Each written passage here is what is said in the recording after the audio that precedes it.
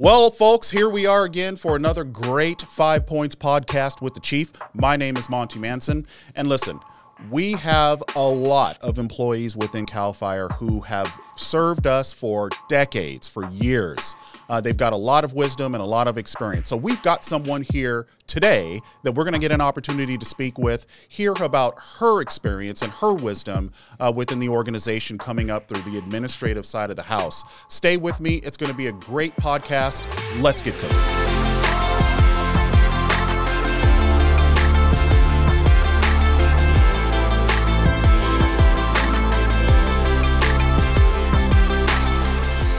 So, folks, here we are again for another wonderful 5 Points podcast with the Chief Joe Tyler.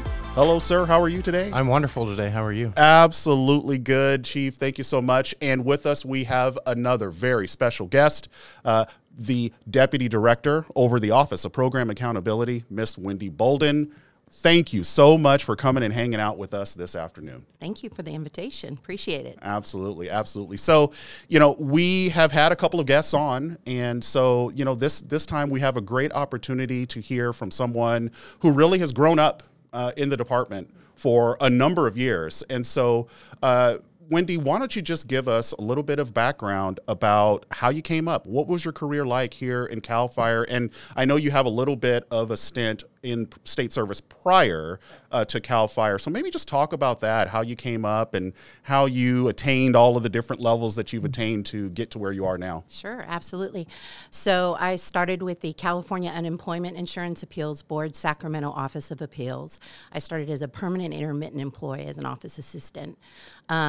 However, even though I was permanent intermittent, I never saw a layoff. I worked throughout the year.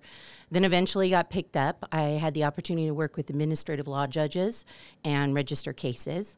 One of the things I think that stands out to me is that even as an office assistant, I was selected to be part of the total quality management team for Northern California. So being new to the state, it was pretty exciting to be flying down south and representing the department at an entry-level position. Then I was promoted to office technician. It's been a while, so things get a little gray there. But we went through layoffs, and as we were going through layoffs, I was one of the least senior. So CAL FIRE was one of 3 agencies that picked me up.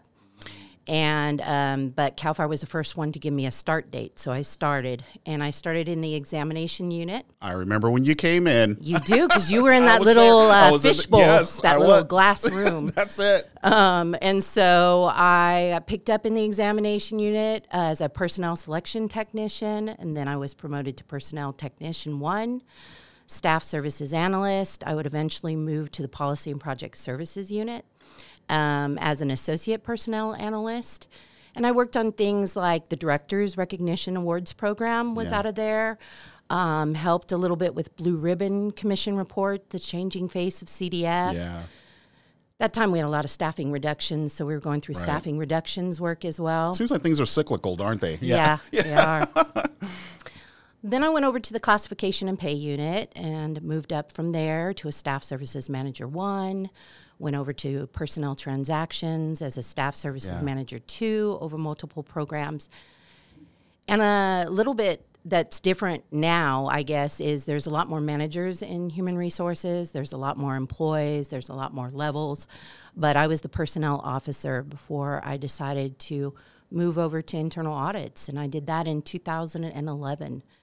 And became the deputy director of the Office of Program Accountability. So in total, I have about 30 years of state experience and 26 here at CAL FIRE. Yeah. So it's been a long stint. It's been a stint, just a few years, You've like I said, I remember you coming in and us hitting it off right from the beginning. And one of the things, folks, you'll notice, we had to apologize to Chief Tyler because Wendy and I do go way back, and so we do banter and we've had a lot of fun over the years. So I do have to say, though, I'm very proud of all of your success over the years, and just thank you for being a really good partner. And we've got some years to go ahead, but just glad that you're on my team. It's really good to have you. Oh, I appreciate that. So, Wendy, you became the Deputy Director of the Office of Program Accountability, or the Department's auditor, or the audit function in 2011. Yeah.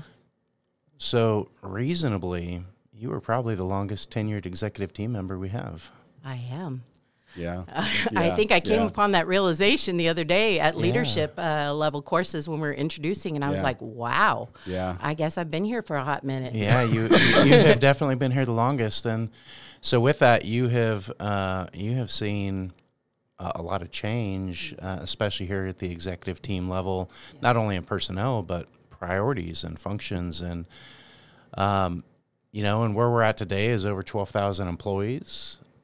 But when we recognize that we have 12,000 employees, and we tie this back into really what the discussion is here as well, getting to know you, but Women's History Month, we know that a majority of the department is still dominantly male. And even when you take the administrative and support positions, only about 14% of the department is actually comprised of female employees. So I'm curious, in your tenure as an executive team member since 2011, what have been some of the obstacles or barriers in general that you've either seen or experienced that we've had to overcome? That's a tough conversation to have because everybody's different in the barriers they experienced. For me, I didn't really pay attention to external barriers. The biggest barriers for me were internal barriers. Because as women, we tend to second guess ourselves. There's different perspectives out there depending on what kind of a woman you are. So, for example, me, I'm rather direct. You don't yes, say. You are.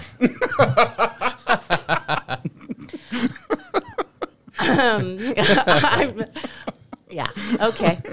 And but if you were to say to a male counterpart that they were direct, you wouldn't use that same terminology. You wouldn't even joke about it, really, because it's assumed that they are. They're true. assertive. Yeah. They're not aggressive. They're assertive. They're not bossy. They're determined. They're not intimidating. They're a go-getter. Yeah. Yeah. And so those are some of the things that we hear about. I just recently read this report. It was a Hewlett-Packard report that came out. LinkedIn also capitalized on it, and they said they found that males will apply for jobs in which they believe they're at least 60% qualified. Women will only apply for jobs that they believe they are 100% qualified. Interesting. And so I think we have those kind of barriers. And like I said, for me, it was a little different. I was a single parent of 3 kids. Didn't have a choice in some of the things that I was doing. Yeah. But I recognize that there's a lot of other powerful women that are out there. They just demonstrate that power differently. You have those that are maybe more thoughtful in how they analyze things, and they're more quiet, that you need to foster that communication and make them feel comfortable speaking out. And then you have other women who maybe are more empath-like, and they make educated decisions from an emotional perspective. I think regardless of what your gender or who you associate with, everybody is different, and we need to not apply some kind of cookie cutter process in determining who they are or how they respond to things. So I haven't really met challenges or seen challenges in terms of outside. It's just been, I'm good enough, I can do this. I don't have to be perfect at it. I can do it. Yeah. And that's kind of what I've seen. I've seen us evolve as an organization, the fact that we're even talking about this. Yeah. Oh, sure. Right. That right. wasn't a conversation before. Right, We're not going to have that absolutely. kind of conversation. Absolutely. And I think probably the numbers are going to grow as we as a society grow, as we get more individuals into the organization, as we create more awareness. Then that'll shift a bit. Yeah, I understand. So one of the things you and I have talked about in the past as well is you just described here in the last question your diverse experience. Yeah. But currently you hold the Deputy Director of the Audit Function and the Office Program Accountability. But what is so important, not only for our executive team to recognize, but everybody in the department, even outside the department, is your diverse experience to be able to provide valuable thoughts and input into any issue this department is addressing. True. Thank you. I feel honored about it. We actually, if you think about those numbers that you quoted, it's kind of ironic because then you look at our executive team, and our executive team has, they're more representative of what is out there in the world than those percentages you quoted for the majority of our employees. More than ever. Yeah. Correct. Yeah, certainly. I think of the executive team right now, 8 of our 21 are women. We're about to, we just announced a 9th. Yeah, that's right. Helen Lopez, who will be our Deputy Director of Tribal Affairs. But I believe that we have a very diverse executive team. Yeah, agreed. Yeah, things are looking good. And so kind of thinking about, what you were talking about just a few minutes ago, you've made your way and you've excelled. And so what do you think we can do better or more, or, kind of a start, stop, continue thought process? How do we ensure that we are paving the way for other women, young, early in their careers, or maybe not even of age to start their career yet? How do we prepare them to take on any role within CAL FIRE? Of course, you're on the administrative side of the house, but there are, firefighters, and they can be women. We've got 187 classifications. What, from your perspective, what can we do more of, or continue to do to ensure that we're allowing those kinds of opportunities for women to come into the fire service? I think we keep talking about it. I think we create mentorship programs. I think we're already making great strides. The fact that it's 2024 and we're talking about a maternity uniform. Why is it 2024 and now we're talking about it? But at the flip side, we are talking about it. We're actually doing something with it, I think as we start recognizing that there are things going on out there, we acknowledge it, we put people in place, and we have these conversations, that's how we evolve. It starts with conversations, and they're not always comfortable conversations, and they're not conversations that everybody agrees on, and it's often passionate, and people feel one way or the other, but we have to start talking, and once we start talking, then other things will follow. Yeah, I agree. And I mean, I think Chief Tyler would agree, that a lot of this too starts with our leadership. We are the individuals who can help to open up the conversations. And I think the more that we continue to do it, the more that others will see that that's an okay conversation to have. And so, that is credit definitely to you, Chief, because I think we've had some of that more than ever. It's evolved, over time. And absolutely. I think that's important.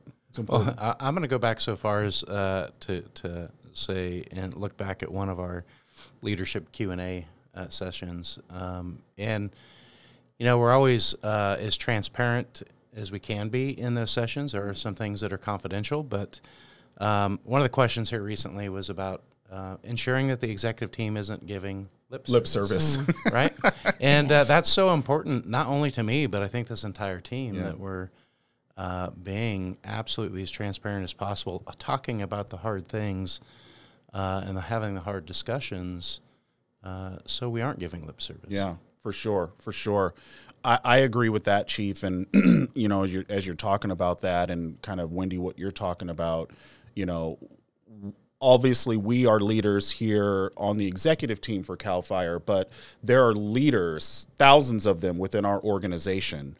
And in my mind, they equally have responsibility to engage in these kinds of conversations and ensure that they are also a part of this to make it happen. And quite frankly, I'll go so far as to say, not just in the way of gender, but in other categories as well. This is a conversation that we all should be having to ensure that we're all thinking about these things and talking about them. No, absolutely. Sometimes we think, women should be talking about this women thing because it's women. But you know what? It's just as important that the men talk about it. Yeah. And so, for example, the other day I shared that one of the books that I read that was really inspirational to me was Sheryl Sandberg's Lean In. Yeah. And you know what? Even that has its own controversy. There were women who didn't like it because they felt like they were being slighted because they were stay-at-home moms or whatever. You have to take what touches you. Yeah. I recommended that book to my son.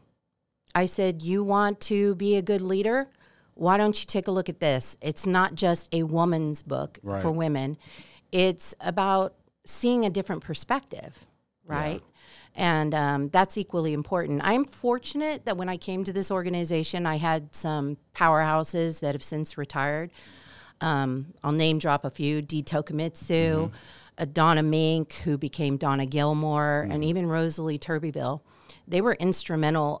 They talked to me not so much about the organization, not so much about the technical details of the job, but just how to navigate the system, how to navigate my own feelings, how to create some semblance of work-life balance, because for me that was really difficult to do. And I see it as my responsibility, or the legacy that I want to leave with this department, in having those conversations with the people that I touch. Yeah. And so we have those conversations. And part of our monthly staff meetings are a leadership component. We call it the art of leadership, because you don't have to be a manager. You don't have to be a supervisor to be a leader. You're your own leader in some respects. And we talk about these types of issues. And again, sometimes people are afraid because they don't quite know how to approach the subject. Just, phone a friend. That's you got plenty of people here. Phone a friend. Absolutely. Yeah. Good stuff. So we started earlier talking about as you opened your decades of experience and okay. I'm looking at both of you. Yeah, I was like, decade. Yeah, wait a minute. You were here too. No, I was here before you. I know. That's funny. But your experiences, and we talked about the growth of the department. Yeah. And so we've already hit on a few things that I was going to ask you about, which was some of the positive changes you've seen in the department. And if there's any other that you want to talk about, then certainly bring them up. But there's one that I'm just going to bring up that we haven't really talked about already, and it is while your position is in program accountability, you also run a great program called R.V.E.T.S. And as I think about what you were saying earlier, it's about a discussion of how do we help and support all of our people, regardless of gender. And for R.V.E.T.S, it's really about your passion has been over the last several years. How do we help our returning veterans?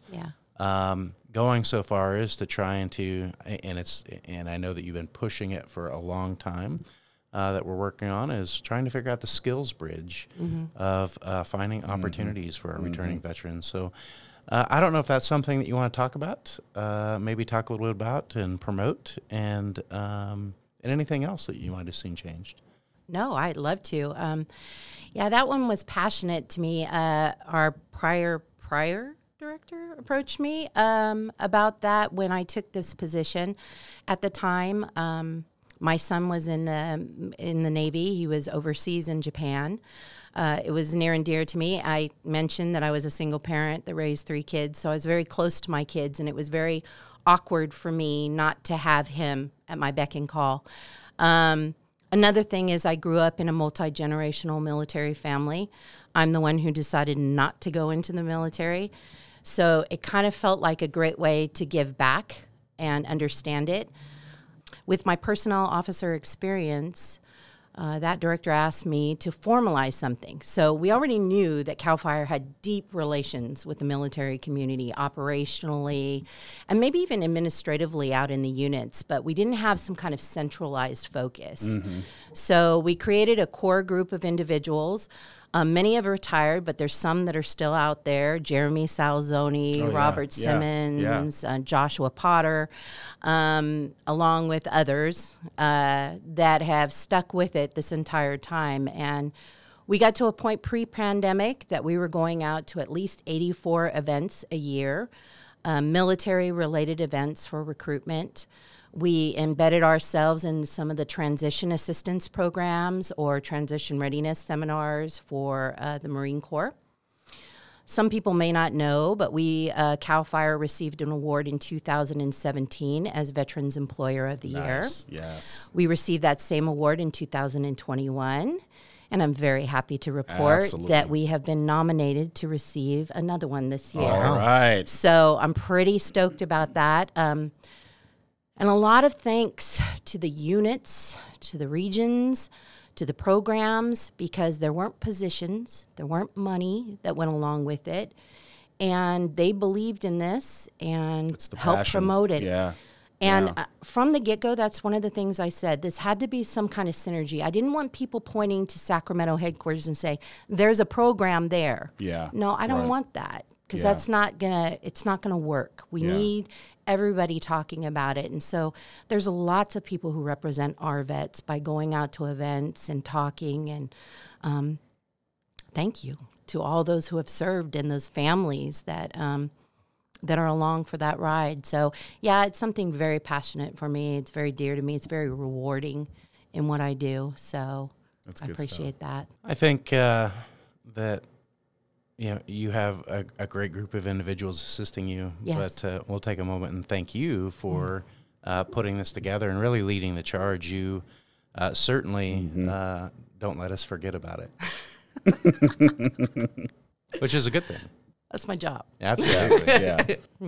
Wendy, in addition to R.V.E.T.S, you have your feelers out in a lot of different things. You get exposed to different things in the organization because of the simple, job and operation of the internal audit function.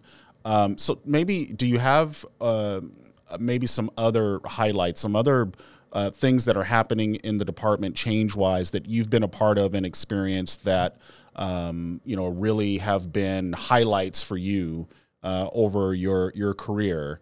I'm sure there's some things other than R.V.E.T.S, because that's like a big one, but you have been involved in a lot of different things over the years. I mean, I'm even thinking about the work that you've done on the past strategic plan, the current strategic plan. You've been instrumental there. That's work that I think a lot of people probably won't even realize how involved and how much work behind the scenes you've been doing there to help us along.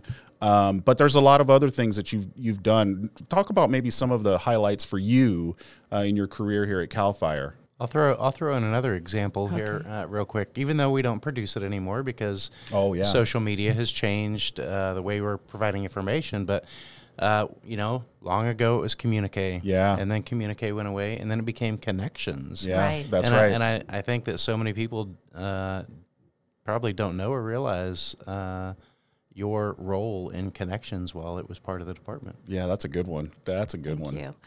Yeah, there's a lot of projects and programs like that I can talk about. When we were talking about the 21st Century Project, I was the main point of contact for this department's transition. Now that failed and it never happened. I've been on things, the Interagency Task Force for Veterans Council. I've been on some steering committees and things like that. But if you were to say something that's really rewarding for me, I think it's being able to coach individuals that are willing to learn, because I think that's where that's the fulfilling part, the part that doesn't feel like a job at all. It's the stuff that you walk away from and it just resonates from you. And it's interesting because I don't think most people know that about me. I keep myself pretty... I'm an introvert by nature, which is shocking to some people when they meet me. Because no way. Yes, no, actually I am. And so, but that's really important to me, is those lives I've touched and even how I've grown maturity-wise in my leadership from when I started to where I'm at now. And those are the fulfilling parts when there's going to be people that are never going to like you no matter what. There's been some people that maybe they've had challenges with me through the years, but they've come back and they've said, you know what, thank you. Yeah. And there's those that, that I've touched and they also say thank you. And then there's some that are real Team Wendy, and I love all of that. But knowing that I can impart some of this knowledge, that it doesn't die when I go away, that all these experiences, all this history can be given over to somebody else. That's to carry. That's the fulfilling part. You know. Yeah. Some of the other things that are more fulfilling for me, the whole Camp Cinder, that's really exciting to me. I didn't grow up with those kind of outlets. And to me, it's just phenomenal that we're providing something like that for individuals. You know, in my world, I wasn't thinking of things like college or what did I want to be when I grew up. And so those kind of outlets, I mean, the more we can do that, not only for young ladies, but for others, to pull them out and show them there's opportunities, that's huge. That's and a big deal. Yeah. That's that fulfilling stuff that is way more important than a council or a committee or a project. Absolutely. And so kind of carrying that on, thinking about all the things that you've experienced throughout your career, if you had the ability to give Wendy Bouldin circa 1997 some advice right now, what would that advice be? Chill out. I heard that. Life isn't always a fight. Yeah. Chill out. Yeah. It's okay. Yeah. Smile every now and then. Man. You know? Yeah, let me tell her that too. Yeah. Lighten up. No, seriously, I had an intense life. I had a lot of stuff going on and people didn't recognize, you know, people you see passing by in the halls, you don't know what's going on in their lives. Yeah. And I just felt like everything was a fight and I had to work harder and I had to be better and I had to just pour myself in. And I will say I wasn't a hypocrite. Anything I asked of other people, I was doing and some. I heard that. You know, a lot of other people don't know, like when I was a staff services analyst, I was also working at Michael's and I was also working at Walmart because I was trying to put my kids through school education. Mm-hmm. But yeah, I would definitely say it's, you know, you can relax a little bit. It's okay. Yeah. Just chill out. It's not the end of the world. It's all right. You don't have to be perfect. I love that. I love that. Yeah. Yeah. Definitely. Yeah. Wendy, thank you. Thank you for being part of this executive team. Thank you for your leadership in the department, and I'll say it again, your decades of service. Wendy is a powerhouse. Wendy makes sure that her voice is heard, and that's what we need in a diverse organization. So Thank you. Thank you. All right. Thank you, Chief, very much. Hey, so folks, there it is. We have had an amazing podcast today, speaking with someone who has a lot of experience and tenure throughout the years with her history here at CAL FIRE. Thank you again, Wendy. Wonderful work. So listen, we're going to see you next time with another great guest, another great podcast episode. Don't forget that this is available out in the media everywhere. You can find us on Spotify. You can find us on Apple. You can find us everywhere that podcasts are available. So please go find it, check it out, and all of the other episodes that we've done. But for now, we're going to consider this podcast cooked. Have a great day, and we'll see you next time.